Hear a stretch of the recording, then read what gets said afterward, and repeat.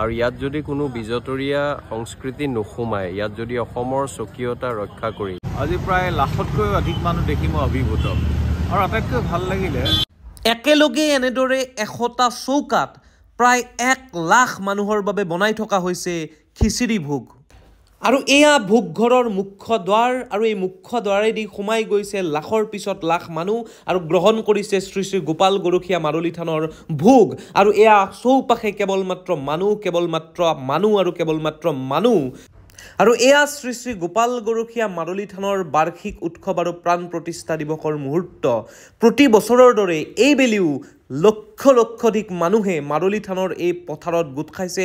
মই কেমেৰাত দেখুৱাই দিছোঁ, যিমান দূৰলৈ দৃষ্টি যায় সিমান দূৰলৈ কেৱল মাত্ৰ মানুহ, যেন মানুহৰ এখন সাগৰ সৃষ্টি হৈ গৈছে তুলসীবাৰীৰ এই মাৰলী থানৰ উৎসৱত। আপোনালোকে কেমেৰাত দেখিবলৈ পাৰিছে। আৰু এনেদৰে গজৰাজেৰে সহিত কৰা এটা ধৰ্মীয় শোভাযাত্ৰাৰে এই অনুষ্ঠানটোৰ আৰম্ভণি ঘটিছিল। আৰু এই অনুষ্ঠানটোত গোটেই দিনজোৰা কাৰ্যসূচীৰে বিভিন্ন ধৰণৰ অনুষ্ঠান ৰূপায়ণ কৰা হৈছিল।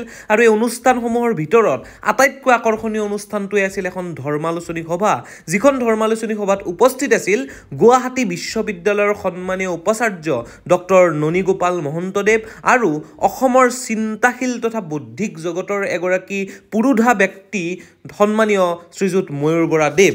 হয়, আমাৰ লগত উপস্থিত আছে অসমৰ বৌদ্ধিক তথা চিন্তাশীল জগতৰ এটা চিনাকি নাম, সন্মানীয় ময়ূৰ বৰা ছাৰ। আমি ময়ূৰ বৰা ছাৰৰ ওচৰলৈ যাবলৈ চেষ্টা কৰিম। প্ৰথমতে এই অনুষ্ঠানটোলৈ আহি কেনেকুৱা লাগিল, আৰু এই ধৰণৰ অনুষ্ঠানে অসমৰ জাতীয় জীৱনক কিদৰে সমৃদ্ধ কৰিব বুলি আপুনি ভাবে? প্ৰথম মই এইমাত্ৰ আহি পালোঁ শ্ৰী শ্ৰী গৰখীয়া গোপাল মাৰলী থানৰ 41 সংখ্যক যিটো বাৰ্ষিক অধিৱেশন আৰু তাৰ লগত অনুষ্ঠিত হোৱা ধৰ্মালোচনী সভা আৰু অলপ শোভাযাত্ৰাও দেখিলোঁ। আৰু মানুহৰ যিটো আগ্ৰহ ইয়াৰ প্ৰতি, সেইটো দেখিটো যথেষ্ট ভাল লাগিছে। আৰু ইয়াত যদি কোনো বিজতৰীয়া সংস্কৃতি নোসোমায়, ইয়াত যদি অসমৰ স্বকীয়তা ৰক্ষা কৰি মহাপুৰুষ শ্ৰীমন্ত শংকৰদেৱ শ্ৰী শ্ৰী মাধৱদেৱে আমাৰ যিটো আধ্যাত্মিক সাংস্কৃতিক নৱজাগৰণৰ গুৰি বঠা ধৰিছিল, সেই কথাৰ লগত কিছু হ'লেও ৰজিতা খুৱাই কৃষ্ণ সংস্কৃতিৰ কথাৰে এখেতসকলে যদি এইটো কথা অব্যাহত ৰাখে, নিশ্চিতভাৱে মই ভাবোঁ এইটো অসমৰ বাবে, অসমীয়াৰ বাবে এটা শুভংকৰ বা মংগলজনক কথা হ'ব।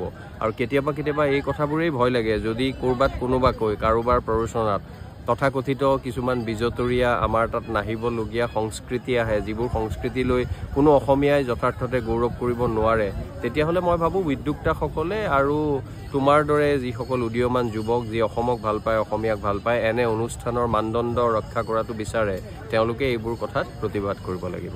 হেলনীয়া সূৰ্য এটি মূৰত লৈ এয়া শ্ৰী শ্ৰী গোপাল গৰখীয়া মাৰলী থানৰ মূল নামঘৰ, যি নামঘৰত ভক্তই চাকি জ্বলাইছে, ভক্তই সেৱা ধৰিছে, ভক্তই ভগৱান গোপালৰ ওচৰত তেওঁলোকৰ মনৰ বাঞ্ছাৰ সম্পৰ্কে প্ৰাৰ্থনা জনাইছে। আৰু এই যে মানুহৰ দীঘল শাৰীটো দেখিছে, এই শাৰীটো হৈছে ভগৱান শ্ৰী গোপালৰ প্ৰসাদ ল'বলৈ মানুহে কৰা এটা শাৰী। চাওক, এই শাৰীটো দেখিলে আপোনালোকে অনুমান কৰিব পাৰিব যে এই অনুষ্ঠানত কিমান মানুহ একেলগে গোট খায়। শ্ৰী শ্ৰী গোপাল গৰখীয়া মাৰলী থানৰ এই উৎসৱৰ যিখন ধৰ্মালোচনী সভা, সেই ধৰ্মালোচনী সভাৰ মুখ্য অতিথি হিচাপে নিমন্ত্ৰণ জনোৱা হৈছিল গুৱাহাটী বিশ্ববিদ্যালয়ৰ উপাচাৰ্য সন্মানীয় ডক্টৰ ননীগোপাল মহন্তদেৱক। আৰু আমাৰ সৈতে ডক্টৰ ননীগোপাল মহন্তদেৱ উপস্থিত আছে। গতিকে বলক আমি গম লওঁ তেখেতে এই মাৰলী থানৰ অনুষ্ঠানৰ বিষয়ে কি ক'লে। ছাৰ, এই শ্ৰী গোপাল গৰখীয়া মাৰলী থানৰ এই অনুষ্ঠানলৈ আহি আপুনি কেনে পালে, আৰু এনেকুৱা ধৰণৰ অনুষ্ঠানে অসমৰ সামাজিক জীৱনক কিদৰে প্ৰভাৱিত কৰিব বুলি আপুনি ভাবে? আজি শ্ৰী শ্ৰী গৰখীয়া গোপাল আতাৰ যি মাৰলী থানলৈ আহি আজি প্ৰাণ প্ৰতিষ্ঠা উৎসৱ আহি মই অতি অভিভূত যে এনেকুৱা আমাৰ গৰখীয়া থানৰ আমাৰ গোপাল প্ৰভুৰ যি প্ৰাণ প্ৰতিষ্ঠা উৎসৱত আজি প্ৰায় লাখতকৈ অধিক মানুহ দেখি মই অভিভূত।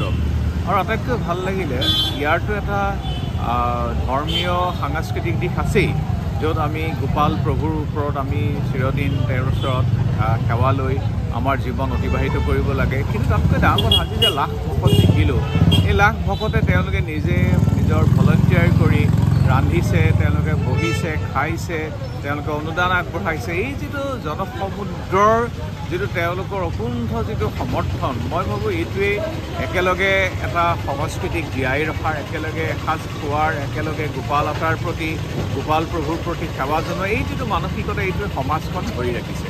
আৰু গোটেই অসমৰ প্ৰতি এক জ্বলন্ত নিদৰ্শন হ'ব পাৰে য'ত মানুহে স্বতঃস্ফূৰ্তভাৱে ওলাই আহি এই গোপাল শ্ৰীকৃষ্ণ সংস্কৃতি সংবৰ্ধন সংৰক্ষণ কৰিবৰ কাৰণে আৰু লগতে গোটেই কামবিলাক নিজে লগে ভাগে কৰাৰ যিটো মানসিকতা এক নতুন নিদৰ্শন আগবাঢ়িব বুলি মোৰ দৃঢ় বিশ্বাস। গতিকে ধন্যবাদ। যদি সেই ভিডিঅ'টো চাই ভাল পালে তেতিয়াহ'লে লাইক কৰিব, কমেণ্ট কৰিব আৰু আমাৰ এই ভিডিঅ'টো শ্বেয়াৰ কৰি দিব। ধন্যবাদ। আকৌ লগ পাম আকৌ এটা নতুন ভিডিঅ'ত।